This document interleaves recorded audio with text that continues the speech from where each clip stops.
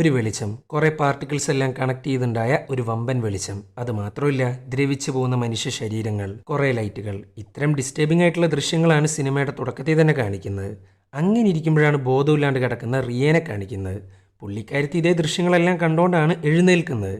അവളുടെ തലയുടെ മുകളിലായിട്ട് വലിയൊരു മുറിവുണ്ട്. പിന്നെ പോരാത്തതിന് റിയ ഒരു സ്പേസ് സ്റ്റേഷനിലാണ്. താൻ എങ്ങനെയാണ് ഇങ്ങോട്ട് എത്തിയത്, തനിക്ക് എന്താണ് പറ്റിയത്, ഈവൻ സ്വന്തം പേര് പോലും റിയക്ക് ഓർമ്മയില്ല. പക്ഷെ ഒന്നറിയാം, ഒരു റിസർച്ചിന്റെ ഭാഗമായിട്ടാണ് ഇവൾ ഇങ്ങോട്ട് വന്നിട്ടുള്ളത്. ഈ സ്റ്റേഷനകത്തുള്ള സിസ്റ്റം ആണെങ്കിൽ മൊത്തത്തിൽ ഇല്ലാണ്ടായിട്ടാണ് ഇരിക്കുന്നത്. സോ എത്രയും പെട്ടെന്ന് റീബൂട്ട് ചെയ്യാൻ പറഞ്ഞിട്ട് ഒരു അലേർട്ട് വന്നുകൊണ്ടേയിരിക്കുന്നു. അങ്ങനെ റിയ എന്താണ് ഇവിടെ നടക്കുന്നതെന്ന് അറിയാൻ വേണ്ടി മെല്ലെ മെല്ലെ മുന്നോട്ട് പോകുന്നു. എന്നാൽ പോകുന്തോറും റിയ കാണുന്നത് ചോരയാണ്. അതൊന്നും പോരാണ്ട് ചോരയിൽ കുളിച്ച് കിടക്കുന്ന 2 ശവങ്ങൾ. എന്നാൽ അവരാരാന്നും എന്താണെന്നും റിയക്ക് ഓർമ്മയില്ല. അങ്ങനെ റിയ സിസ്റ്റം റീബൂട്ട് ചെയ്യുന്നു. തൻ്റെ സ്കിൽ എന്താണെന്ന് തനിക്ക് ഓർമ്മയുണ്ട്, എന്നാൽ മേജറായിട്ടുള്ള കാര്യങ്ങളൊന്നും അവൾക്കറിയില്ല. അങ്ങനെ ഇരിക്കുമ്പോഴാണ് റിയ ഈ സ്പേസ് സ്റ്റേഷൻ്റെ പുറത്തേക്ക് പോകാൻ നോക്കുന്നത്. പക്ഷെ മറ്റേതോ പ്ലാനറ്റാണിത്. പുറത്ത് എന്താണ് ഒളിഞ്ഞിരിക്കുന്നതെന്നുള്ളത് അറിയില്ല.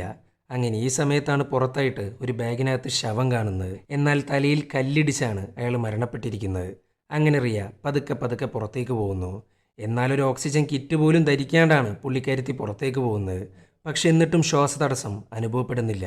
ഹലോ, ഇവിടെ ആരെങ്കിലും ഉണ്ടോ എന്നൊക്കെ ചോദിച്ചുകൊണ്ടാണ് പുള്ളിക്കാരത്തി മുന്നോട്ട് പോകുന്നത്. ചുരുക്കി പറഞ്ഞാൽ സ്വന്തം പ്ലാനറ്റായ എർത്ത് പോലും അവളുടെ ഓർമ്മയിൽ ഇല്ലാന്നർത്ഥം. അങ്ങനെ ഇരിക്കുമ്പോഴാണ് കുറച്ച് ദൂരെയായിട്ട് ഒരു കറുത്ത രൂപം കാണുന്നത്. ഇത് കണ്ടേക്ക് ഇവൾ ആദ്യം വിചാരിക്കുന്നത് അതൊരു മനുഷ്യരൂപമെന്നാ. എന്നാൽ അങ്ങനെയല്ല. റിയയുടെ തന്നെ ഒരു തരം റിഫ്ലക്ഷൻ പോലെയായിരുന്നു ആ കറുത്ത രൂപം. എന്താണോ റിയ ചെയ്യുന്നത് അത് അതേപടി ചെയ്തുകൊണ്ടിരിക്കുകയാണ് ആ രൂപം, ഒരു കണ്ണാടി പോലെ. ഇതെല്ലാം കണ്ട് ഞെട്ടിയിരിക്കുകയാണ് റിയ. ഈ സമയത്താണ് മേളിലോട്ടൊന്ന് നോക്കുന്നത്. അപ്പോഴാണ് ആ മാരക കാഴ്ചയങ്ങ് കാണുന്നത്. കുറെ പാർട്ടിക്കിൾസ് എല്ലാം കൂടിച്ചേർന്ന് വലിയൊരു കണ്ണിൻ്റെ ആകൃതിയിലേക്ക് മാറിയിരിക്കുകയാണ്. അങ്ങനെ ഈ സമയത്താണ് ദൂരെയായിട്ടൊരു വെളിച്ചം കാണുന്നത്. ആ വെളിച്ചം ഈ ഗ്രഹത്തിലോട്ടാണ് വന്നുകൊണ്ടിരിക്കുന്നത്. അത് കണ്ടേക്ക് റിയ ആണേലോ ബ്രയൻ എന്നൊരു പേരങ്ങ് ഉച്ചരിക്കുന്നു. ആരാണ് ഈ ബ്രയൻ, അല്ലെങ്കിൽ എന്താണ് ഈ ബ്രയൻ? അവൾക്കറിയില്ല. അവളുടെ ഉള്ളിൽ മറഞ്ഞിരിക്കുന്ന അവളുടെ മെമ്മറി ചെറുതായിട്ടൊന്ന് പുറത്തേക്ക് വന്നു എന്ന് സാരം. പെട്ടെന്നാണ് ഇവൾക്കങ്ങ് ശ്വാസം മുട്ടുന്നത്. പിന്നെ അവൾ ഒന്നും നോക്കിയില്ല, തിരിച്ച് സ്റ്റേഷനിലോട്ട് തന്നെ പോകുന്നു. എന്നാൽ ഇവൾക്കാണെങ്കിൽ തീരെ വയ്യ, അത്രയും ശ്വാസതടസ്സമാണ് നേരിട്ടിട്ടുള്ളത്.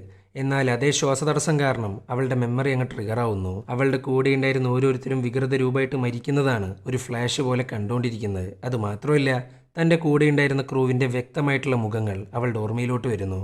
അവർ തന്നെയാണ് ഇവിടെ മരിച്ചു കിടക്കുന്നതും. തൽക്കാലേ മക്കൾ ഇത്രയും കേട്ടാൽ മതി. സോ ഇതിൻ്റെ ബാക്കി കാണാനായിട്ട് നമ്മുടെ ചാനൽ ചെക്കൗട്ട് ചെയ്ത് നോക്കുക. അപ്പൊക്കെ ബൈ.